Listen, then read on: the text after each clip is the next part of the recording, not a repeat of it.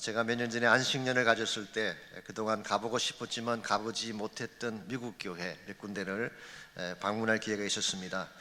그 중에 하나가 벤나이스에 있는 Church on the Way라고 하는 교회입니다. 한때 그 유명한 잭 헤이포드 목사님이 목회하신 교회죠. 제가 주일 예배를 마치고 나오는데 교회당 앞에 보니까 북세일즈를 하는 그런 코너가 있었습니다. 가보았더니 책 한 권당 무조건 1불씩이라고 이렇게 되어 있었어요. 제법 좋은 책도 많은데 1불이라는 이런 횡재가 어딨냐 해서 멈추었어요. 저나 저희 집사람은 세일즈 하는 곳이면 일단 멈춥니다. 혹시 건질 게 있나 해가지고. 한 가지 차이점이 있다면 우리 와이프는 세일즈를 해도 제대로 된 걸 건지는데 저는 꼭 쓸데없는 거 샀다가 버리는 애들이 참 많습니다. 이번 경우는 그렇지 않았어요. 제법 괜찮은 책을 하나 건졌어요. 아쿠아 철치라고 하는 제목의 책이었습니다. 이 아쿠아라고 하는 말은 물이라고 하는 뜻이죠. 그러므로 직역하게 되면 물교회 그렇게 번역할 수 있는 책입니다. 그 책은 오늘 이 시대를 포스트 모던 문화의 물결이 흐르는 그런 시대로 보고 그 물결 속에 교회가 어떻게 세속화의 물결에 떠내려가지 않고 바른 방향으로 나갈 수가 있나, 이 문제를 다루는 책이었습니다. 그래서 물결을 이길 수 있는 전략과 방법, 리더십 스킬 같은 것들을 자세하게 소개를 했고 실제적이고 탁월한 내용들이 참 많았습니다. 그럼에도 불구하고 솔직히 제 마음이 시원하지는 않았어요. 왜 그랬을까요? 과연 이와 같은 것만으로 이 강한 세속화의 물결을 이겨낼 수 있을까라는 의구심 때문이었습니다. 물론 전략이 필요합니다. 방법도 필요하죠. 그러나 그것만으로 교회를 삼킬 듯이 달려오는 세상의 물결을 과연 이겨낼 수가 있을까요? I don't think so. 그것보다 훨씬 더 강한 물결이 있어야 됩니다.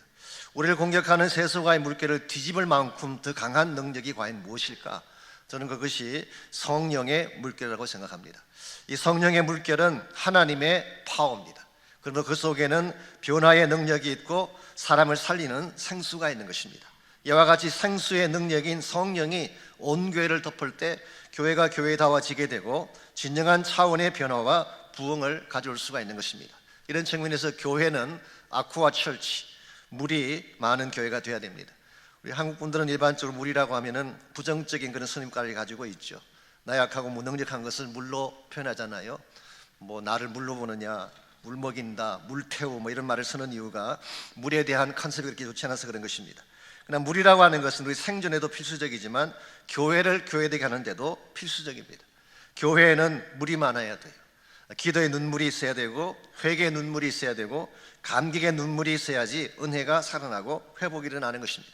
무엇보다 하나님의 교회에는 성령의 생수가 넘쳐나야지 생기가 주어지게 되고 세상을 이길 힘을 갖는 것입니다. 사실 성령에 소개되고 있는 초대교회를 일으킨 동력이 바로 여기 있지 않았습니까? 우리가 아는 바처럼 초대교회는 세상에 포위당한 듯한 그런 교회였어요. 세상 문화 가운데 포위당하고 로마 제국의 압제하에 굉장히 어려운 환경이 초대교회 상황이었습니다. 왜곡된 유대주의가 교회를 공격하고 타락한 그레코 로만 문화가 교회를 공격했습니다. 무엇보다도 로마 제국의 핍박이 교회를 압제하는 가운데 있었기 때문에 그야말로 숨죽이면서 겨우 생존할까 말까 하는 것이 초대교회 상황이었는데 성경을 보게 되면 이와 같은 정황에도 불구하고 그들은 그 모든 유혹과 압제를 깨뜨리고 오히려 세상을 뒤집어 놓았어요. 어떻게 약한 그 초대교회가 그 당시 막강한 로마 제국을 뒤집고 세상을 뒤집을 수 있었을까요? 그 근본적인 원인이 뭘까요? 조직력 때문일까요?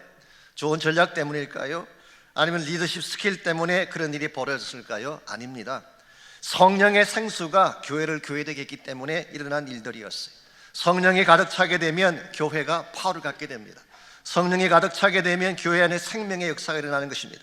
감히 세상이 감당하지 못할 능력이 성령의 권세 안에 있기 때문에 교회가 성령에 사로잡히게 되고 교회가 성령의 강물에 잡히게 되면 교회는 반드시 살아나게 되어 있는 것입니다. 이런 측면에서 교회이건 개인이건 성령의 능력을 받고 성령의 은혜에 잠긴 상태가 돼야지 우리가 세상도 이길 수가 있고 하나님이 기뻐하는 열매도 맺을 수가 있습니다.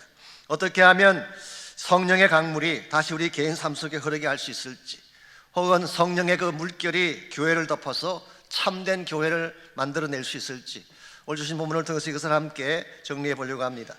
오늘 같이 읽은 본문에 보시면은 교회 사역을 생기 있게 만드는 비결에 대한 말씀이 소개되어 있습니다. 먼저 12절을 보시면 사도 바울이 소개하는 교회가 무엇인가에 대한 근본적인 컨셉이 12절에 나와 있죠.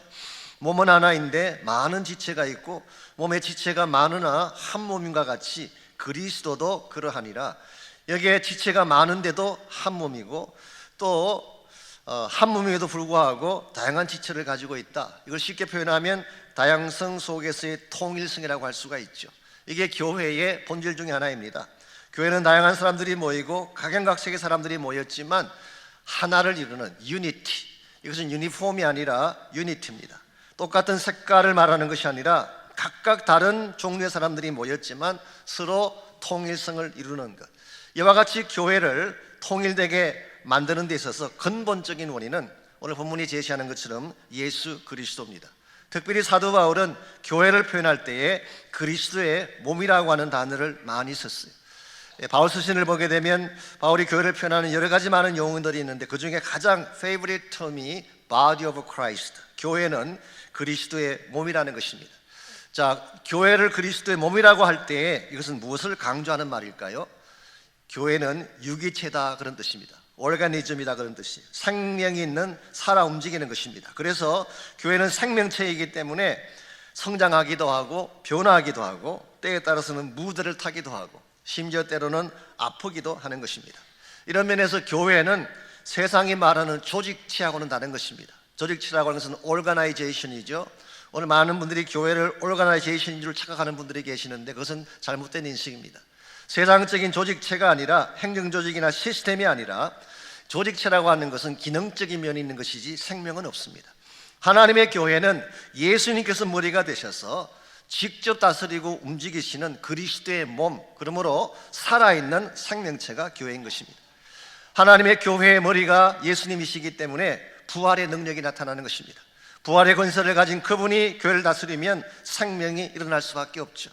말씀 자체이신 그분이 다스리게 되면 교회에는 진리가 있을 수밖에 없는 것입니다. 무엇보다 십자가 사랑을 가슴에 안으신 그분이 교회를 다스리게 된다면 교회 안에 있는 모든 자들은 변화를 받게 되고 회복을 경험하게 되는 것입니다. 이와 같은 것이 오늘 본문에서 바울이 제시하는 교회의 모습인데 이와 같이 그리스도의 몸이 참 귀한 것이고 그리스도 몸 안에 들어와야만 하나님이 주기를 원하시는 모든 복을 누릴 수가 있는데 문제는 어떻게 할 때에 이 몸 안으로 들어올 수 있냐는 것입니다. 저 그리스도 몸 밖에 살았던 사람들이 어떤 과정을 통해서 body of Christ, 그리스도 몸 안으로 들어올 수 있는지, 이 그리스도의 몸 안으로 들어올 수 있게 만드는 중요한 비결 중에 하나가 13절에 소개되어 있습니다. 13절 보시면 우리가 유대인이나 헬라인이나 종이나 자유인이나 다 한 성령으로 침례를 받아 한 몸이 되었고 또 다 한 성령을 마시게 하셨느니라. 여기 성령으로 침례 받는다고 하는 표현이 나옵니다. 그래서 어떤 분들은 이것을 성령 침례라 그렇게 표현하기도 하고 the baptism of the Holy Spirit 그렇게 표현하기도 하고 어떤 분은 baptism by the Holy Spirit, 이건 비슷한 것 같지만 사실은 다릅니다. 그래서 많은 해석들이 있습니다. 이것은 성령 받는 것을 말하는 것이다, 성령 충만을 말하는 것이다, 어떤 분들은 특별한 체험을 말하는 것이다, 이렇게 다양한 해석들을 하지만 오늘 본문 자체만 놓고 보자면은 성령으로 침례 받는 것은 바로 한 몸을 이루게 하는 과정인 것을 알 수가 있습니다. 영어 성경을 보면 훨씬 더 뜻이 분명해집니다. By one Spirit we all were baptized into one body. 한 몸 안으로 들어오게 하는 사건, 이게 바로 baptism of the Spirit인 것입니다. 그러므로 교회 바깥에 있던 사람들이 교회 안으로 들어오려면 받을시 성령으로 침례를 받아야 되고 그때 그리스도 몸의 지체가 되는 것입니다. 그러나 오늘 이 본문에 표현된 침례받는다는 이 표현이 여러분에게 익숙하지 않지만 헬라 문법을 보게 되면 에오리스트 텐스라고 하는 특별한 시제가 있습니다. 이것은 포인트 액션, 단 한 번 일어나는 사건을 표현할 때 사용하는 텐스죠. 그러므로 이 사건은 일생에 한 번 일어나는 사건, 반복되는 사건이 아닙니다. 어떤 분들은 성령 충만과 같은 것으로 보지만요, 성령 충만은 리핏되는 사건이에요. 에베소서 5장 18절에 보게 되면 너희는 술 취하지 말아라, 이는 방탕한 것이니 오직 성령의 충만을 받아라. 그때 성령 충만의 시제는 present tense, repeat하는 것입니다. 오늘 충만 받았지만 내일 충만 받지 못할 수도 있어요. 또 충만 받고 충만 받지 못하는 이 성령 충만은 repeat되는 것이지만 오늘 본문이 말하는 성령으로 침례 받는 것은 한 번 일어나는 사건, 그리고 이 사건을 통해서 그리스도의 몸 안으로 들어오는 사건이기 때문에 대다수의 복음주의 성경학자들은 성령 침례를 구원 사건과 동일한 사건으로 보고 있습니다. 물론 이 말씀이 일리가 있고 또 그 말씀이 틀린 것은 아니라고 생각을 합니다. 그럼에도 불구하고 제가 조금 더 이 말씀 묵상하는 가운데 생각하고 싶은 면이 있습니다. 만일 단순히 예수 믿고 거듭나는 사건을 표현하는 것이라면 바울이 굳이 뵙티즘이라는 단어를 쓸 필요가 있을까? 이 침례라는 이 단어는 일종의 메타포입니다. 일종의 비유법인데요. 왜 하필이면 이 단어를 사도 바울이 사용을 했을까? 이 뵙티즘의 의미가 뭔가요? 이 뵙티즘, 이 말의 근본적인 문자적인 의미는 잠근다는 뜻이에요. immerse한다.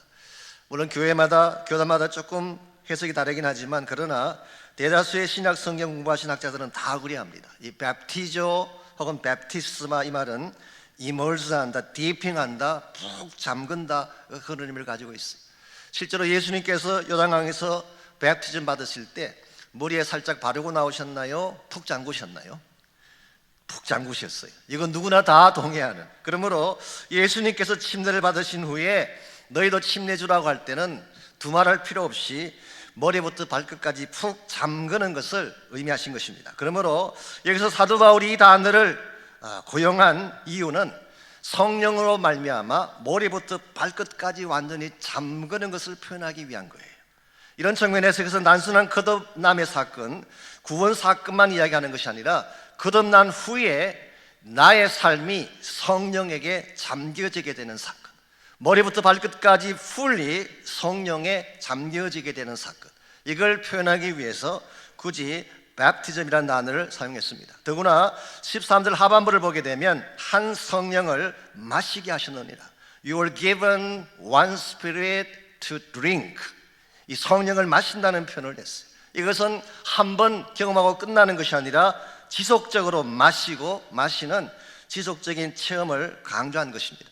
저는 여기에 능력 있는 크리스찬 삶을 사는데 굉장히 중요한 비결 하나가 있다고 생각합니다. 단순히 교회에 등록하고 교회의 멤버가 되는 것으로 충분하지 않다는 뜻이에요. 내가 교회 안에 들을 뿐만 아니라 성령에 잠겨야 돼요. 그리고 날마다 성령의 생수를 마셔야지 내 삶이 변하고 잃었던 생기가 회복되어지는 것입니다. 이런 면에서 우리가 건강한 그리스도인으로 살기를 원한다면 성령의 강에 잠겨야 돼요. 성령에 푹 잠겨져서 성령이 이끄시는 대로 나의 삶을 이끌고 성령이 말하게 하심을 따라 말하게 되고 성령 따라 살아가게 된다면 우리의 삶은 당연히 승리하게 되고 많은 열매를 맺게 되고 세상을 이기게 되는 것입니다. 저는 교회도 마찬가지라고 생각합니다. 교회가 언제가 가장 강할 때일까요? 성령께서 다스릴 때가 가장 강한 교회예요. 사람들이 다스릴 때가 아닙니다. 많은 군중들이 다스릴 때가 아니라 어떤 조직체나 시스템이 다스리는 것이 아니라 성령이 주권자가 돼서 교회를 다스리면 세상의 교회를 감당할 수가 없어요. 그러므로 참으로 교회가 교회다워지는 비결, 크리스찬답게 살아갈 수 있는 비결이 바로 성령의 능력에 잠기는 것입니다. 오늘 여러분과 제가 세상의 강물에 잠겨 사는 자가 아니라 성령의 강에 잠겨 살게 되면 어떤 축복이 우리에게 주어질까요? 오늘 본문에 보시게 되면 성령의 침례를 받고 성령의 잠김의 삶을 사는 자에게 나타나게 될 세 가지 축복이 오늘 본문에 소개되어 있습니다. 첫 번째가 바른 역할을 하는 축복이에요. 바른 역할. 여러분이 교회 안에서 해야 될 바른 역할을 할 수 있는 것, 이것은 바로 성령을 통하여 그리스도 안에 들어와서 성령에 잠길 때 가능하다, 그런 뜻이에요. 자, 우리가 예수님의 몸 안으로 들어오게 되면 성령께서 여러분과 저에게 주시는 선물이 하나 있어요.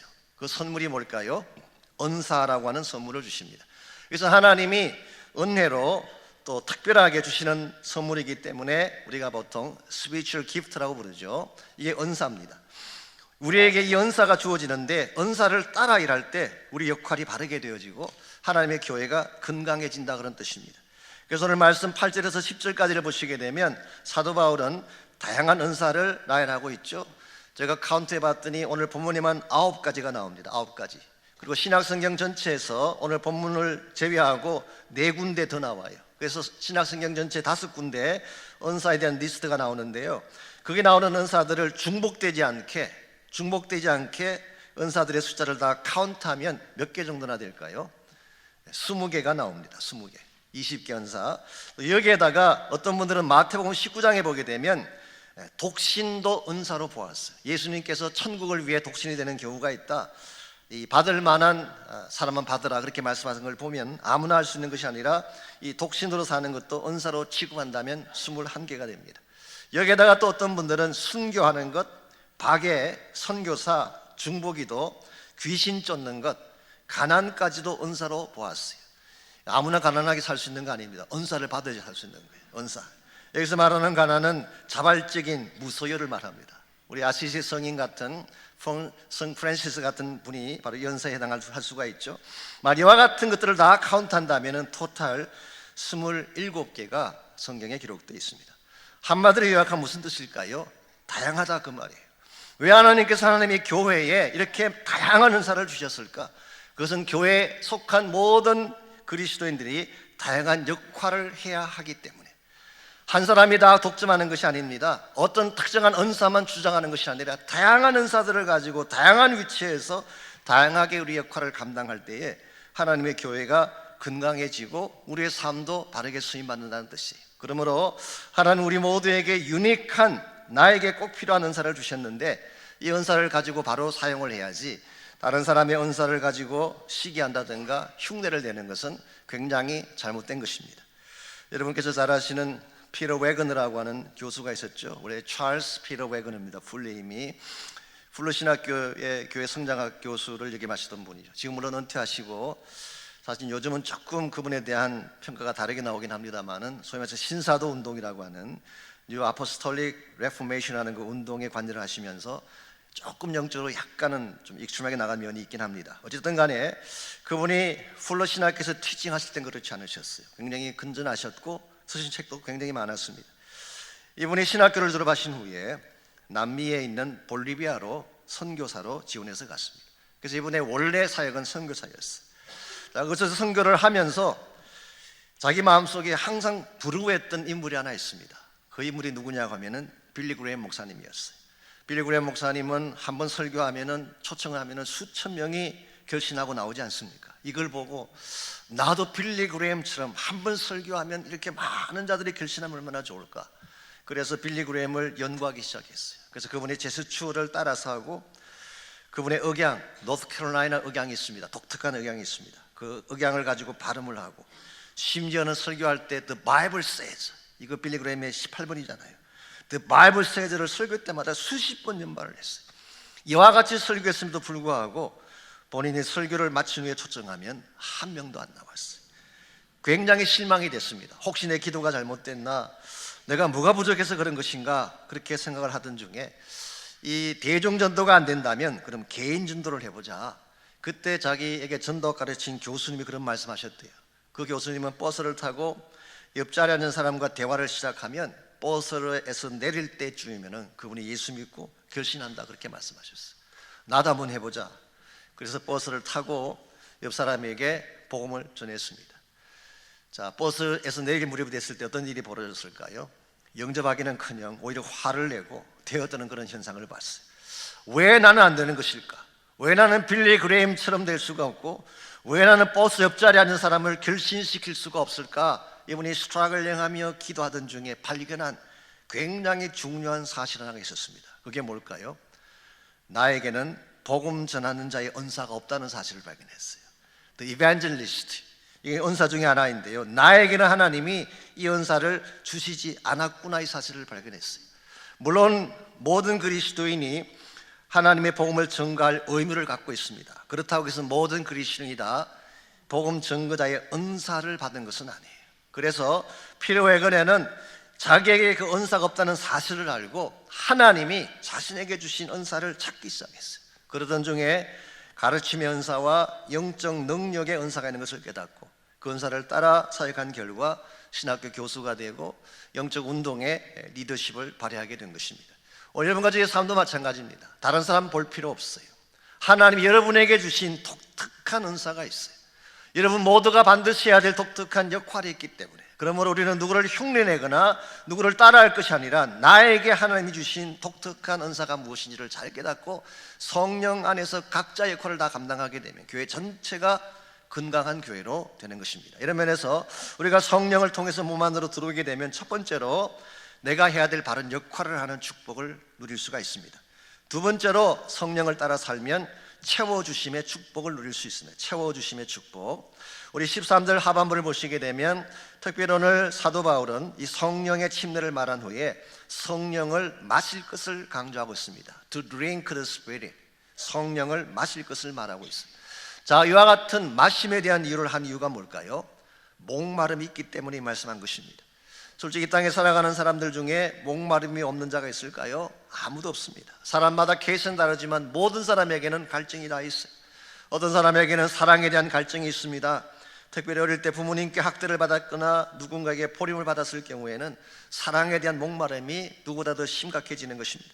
어떤 분은 시큐리티에 대한 갈증 가진 분이 계세요. 항상 불안하고 두렵고 한 곳에 정착하지 못한 채 떠돌아다니는 그런 분들 계시죠. 이 시큐리티에 대한 갈증 때문에 그런 것입니다. 어떤 분은 만남에 대한 갈증 가진 분이 있습니다.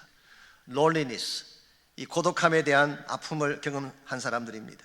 명예에 대한 갈증, 칭찬에 대한 갈증, 인정받음에 대한 갈증, 각양각성의 갈증들을 우리 모두가 안고 삽니다. 특별히 여러분 가지는 이민의 삶을 살고 있지 않습니까? 이민의 삶 자체가 척박한 환경입니다. 메말라 있는 땅을 우리가 사는 것입니다. 이와 같이 메마른 이민의 삶을 살면서 목마름이 없을 수가 없어요. 우리 모두에게는 갈증이 있고 목마름이 있는 것입니다. 오늘 여러분의 삶 가운데에 이와 같은 목마름이 있을 때에 무엇을 통해 그 목마름을 채울 수 있을까요? 세상 물질을 통해 가능할까요? 혹은 쾌락의 술잔을 들이킴으로써 이것이 가능할까요? 아닙니다.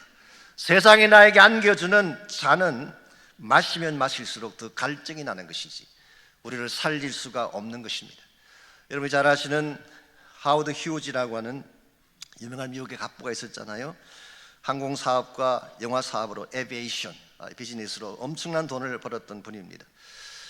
통계에 보게 되면 그분이 돌아가실 때 남겼던 재산이 요즘 돈으로 환산하면 6.6 빌리언 달러스 66억 불의 돈을 남겼던, 그야말로 재벌에 속한 사람입니다. 얼마나 삶이 화려했는지 그가 진 피러스라고 하는 영화 배우와 결혼을 하고 그 외에도 헐리우드의 수많은 여자 배우들과 연문을 뿌렸던 사람, 가장 화려하고 쾌락을 누리고 돈이 많았던 그런 인물인데 그의 말년이 어땠는지 다 아시죠? 말년은 진짜 쓸쓸했어요. 아무도 찾지 않는 호텔방에서 혼자 있다가 나중에 죽기 직전에 발견이 됐어요. OCD라고 하는 병에 걸려 있었습니다. 이 병은 세균 감염에 대한 강박관념인데요, 혹시 누구나 접촉하게 되면 세균에 감염이 될까 봐 사람들을 멀리하고 접촉을 못하게 하고 아무도 오지 못하게 만든 가운데 홀로 살았어요. 이분이 어느 호텔 방에서 발견이 됐을 때 아무도 이 사람이 하워드 휴즈인 줄 몰랐대요. 그러니까 머리는 너무너무 길고 손톱은 깎지 않아 가지고 바닥까지 떨어져 있고 콧수염도 길고 더구나 영양실조로 바짝 마른 가운데 죽기 직전이었어요. 그래서 결국 이 사람을 하워드 휴즈를 휴스턴에 있는 병원으로 옮겨가던 비행기 안에서 결국 세상을 떠나게 되죠. 여러분, 여기에 참 아이러니가 있습니다. 66억 불을 가진 부자가 영양실조로 세상을 떠났어요. 이게 오늘 세상이 우리에게 안겨주는, 세상이 주는 잔의 현주소라고 할 수 있습니다. 아무리 많이 가져도 아무리 많이 마셔보아도 채워지지 않는 것, 이게 세상이 나에게 안겨주는 세상의 잔인 것입니다. 그러나 우리가 성령의 생수를 마시면 달라지게 됩니다. 성령 안에는 하나님이 나에게 채워주시는 근본적인 치유가 있기 때문에 나의 모든 상한 마음을 성령께서 치유해 주시고 말랐던 나의 심령 가운데에 참된 생기와 기쁨을 주시기 때문에 여러분이 정말 체험받기를 원한다면 성령 앞에 나가셔야 돼요. 요한복음 7장 37절 39절에 보게 되면 예수님께서 초청하신 유명한 초청이 있습니다. 한 번은 예수님께서 장막절을 맞이해서 예루살렘에 올라가셨어요. 그리고 그 명절이 끝날 그날에 예루살렘의 백성들을 모아놓고 이렇게 외치셨습니다. 누구든지 목마르거든 내게로 와서 마시라. 나를 믿는 자는 성경의 이름과 같이 그 배에서 생수의 강이 흘러나오리라. 너희들 가운데 목마른 자가 있느냐? 나에게 와라. 나에게 오면 내가 너에게 줄 생수가 있는데 이 생수의 강이 흘러가게 되는데 이 생수가 뭐라고 하셨어요? 39절에 보면 믿는 자가 받을 성령이라고 말씀하셨어요. 우리 모두가 예수님께 나아가서, 우리를 초청하시는 예수님께 나아가서 예수님이 나의 가슴 속에 부어주시는 생수를 받아야만 목마름이 채워질 수가 있어요. 여러분 가운데 혹시라도 아직 목마름 가운데 고통을 당하고 채워지지 않는 삶의 욕구 때문에 힘들어하는 분이 혹시 계신다면 예수 그리스도께 나오시고 성령 앞에 마음의 문을 열고 기도하시기 바랍니다. 예수님 목마릅니다. 오시어 기름 부어주십시오. 주님을 사모합니다. 오셔서 채워주십시오. 성령의 불로 임하소서, 임하소서. 우리가 늘 부르는 찬양처럼 정말 채워달라는 기도, 성령 앞에 나를 올려드리고 믿음으로 성령의 부으심을 간구하는 기도가 있을 때 여러분의 마음은 성령으로 채워지게 되고 그때 참된 기쁨과 변화가 일어나는 것입니다. 이런 면에서 여러분과 제가 성령을 따라 살게 되면 1차적으로는 교회 안에서 바른 역할을 할 수 있게 돼요. 두 번째는 나의 가란 심령, 메마른 심령이 성령의 채우심으로 충만케 되는 축복을 누릴 수가 있습니다. 마지막 세 번째로 우리가 성령 따라 살게 되면 열매를 맺는 축복을 누리게 됩니다. 여러분, 성령의 강이 흘러가는 곳에는 반드시 생명의 열매가 맺혀질 수밖에 없습니다. 성령 자체가 생명의 강수이기 때문에 그렇습니다. 에스겔 47장에 보시면은 이 사실을 가장 그래픽하게 잘 표현해 주고 있어요. 에스겔이 보았던 환상이 여러 가지가 있는데요, 에스겔 47장에 나오는 환상은 하나님이 성전 건축에 대한 환상을 다 보여주신 후에 그 다음 마지막으로 보여주신 환상이에요. 아신 대로 예루살렘 성전, 옛 성전은 그들의 죄악으로 말미암아 회파되어지고 불타서 파괴되고 말았습니다. 그리고 예루살렘 성의 회파와 동시에 하나님 영광이 예루살렘을 떠나가셨죠. 그게 에스겔서의 메시지 아닙니까? 그런데 하나님께서 때가 되면 다시 성전을 회복하시고 하나님의 임재가 성전 가운데 주어진 후에 그 다음 주신 환상, 이것은 환상이면서도 동시에 일종의 미션이라고 할 수 있습니다. 사명에 대한 그림이라고 할 수가 있습니다. 성전 문지방에서 흘러내리는 물에 대한 환상. 물이 성전 문지방에서 나와서 남쪽으로 갔다가 북쪽으로 동쪽으로 흘러가는데 1,000척 지났을 때 재보니까 물이 발목까지 왔어요. 또 1,000척 지난 후에 재보니까 무릎까지 왔어요. 또 1,000척이 지난 후에 그 강물의 깊이를 재어보았더니 허리까지 왔어요. 그러다가 또 1,000척이 지난 후에 보았더니 능히 건너지 못할 강이 되었다, 그렇게 말하고 있습니다. 이런 발목까지 찼을 때는 쉽게 넣었다 뺐다 할 수 있어요. 그건 아직 잡힌 상태가 아니에요. 발목까지 있는 시간. 근데 무릎까지 가게 되면 조금 불편해요. 무릎까지 물이 차면 내 마음대로 하기가 조금 불편합니다. 그러다가 허리까지 가게 되면 많이 컨트롤 당해야 돼요. 이 허리는 힘의 근원이기 때문에 허리를 꽉 붙잡으면 우리 마음대로 못해요. 성령께서 내 허리까지 채워 있으면은 여러분이 마음대로 하기가 좀 어려워요. 그런데 만일의 경우에 강물이 너무 많아가지고 건너지 못할 강이 됐다는 말은 물 속에 잠겼다는 뜻이에요. 우리가 이 강물 속에 푹 잠기게 되면 어떤 일이 벌어질까요? 그때는 내 마음대로 못해요. 이 강이 흐르는 대로 흘러가는 것입니다. 이 강물이 흘러가는 대로 따라갈 수밖에. 이게 성령에 사로잡힌, 소위 말하는 성령의 충만이 나에게 왔을 때 일어나는 현상입니다. 성령이 나의 모든 것을 꽉 잡게 되면, 나의 머리부터 발끝까지를 장악하게 되면 내 마음대로 할 수가 없어요. 성령의 행하게 하심을 따라 하게 돼 있어요. 하고 싶은 말 마음대로 할 수가 없습니다. 성령의 말하게 하심을 따라 말하기 때문에 내 입술에서 진리가 나올 수밖에 없어요. 정말 진리가 나오고 사랑이 나오고 바른 말이 나오는 것입니다. 오늘 여러분과 제가 세상에 잡힌 인생이 아니라 성령에 잡힌 인생이 되고 성령의 강물에 나의 전신이 잡혀지게 되면 그때 참된 차원의 변화가 시작이 되어지고, 또 한 가지 중요한 사실이 있습니다. 이와 같은 성령의 강수가 어디까지 흘러가는지 아십니까?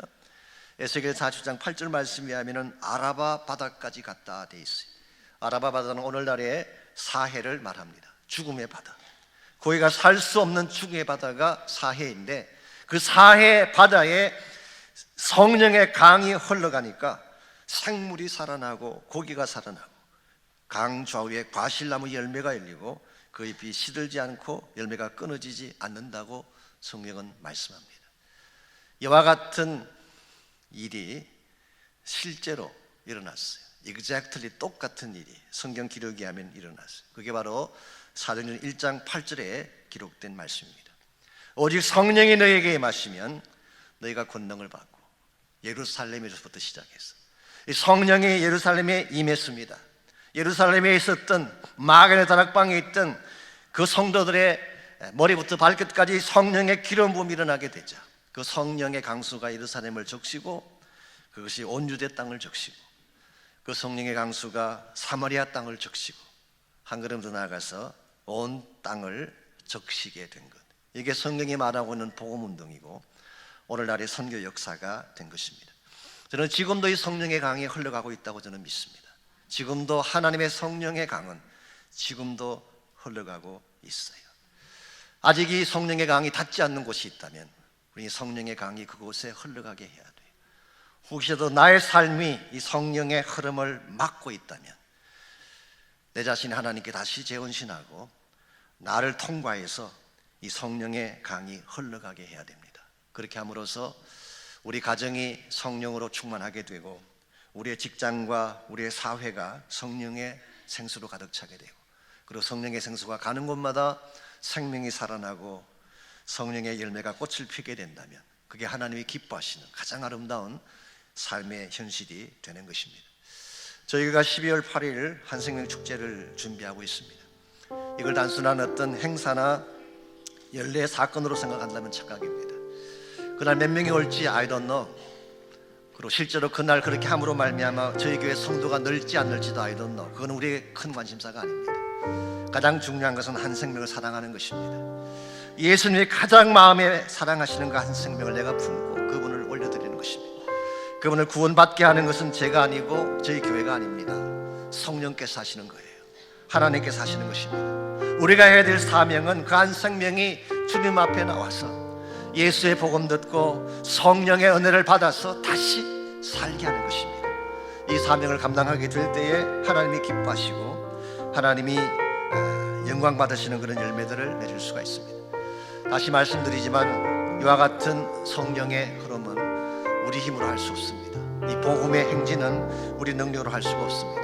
우리가 기도하고 우리 자신을 내어드릴 때에 성령께서 일을 하시는 것입니다. 그래서 우리가 다시 한번 12월 8일까지 우리 온 교회가 한 생명을 위해 기도하시고 그날 우리가 모셔야 될 그 생명이 그날 예수님 만나고 복음 듣고 변화될 수 있도록 여러분 전심을 다해 기도하며 헌신해 주시기를 바랍니다. 혹시 여러분 가운데에 내가 교회는 다녔지만 내 심령이 말라있고 예배는 드리고 있지만 감격도 없고 마음속에 시험만 들고 내 마음속에 답답함으로 막혀있는 그와 같은 것을 경험하는 분이 혹시 있다면 이 시간 성령의 은혜를 간구하시기 바랍니다. 성령께서 내 마음을 깨뜨리고 들어오셔서 나의 마른 심령 가운데에 성령의 생수를 부어주시고 다시 한번 새롭게 일어날 수 있도록 주님 도와달라고 기도하시면 하나님께서 여러분을 도와주시고 여러분을 새롭게 하실 거예요. 이 시간 한번 다 같이 한 목소리로 우리 기도하겠습니다.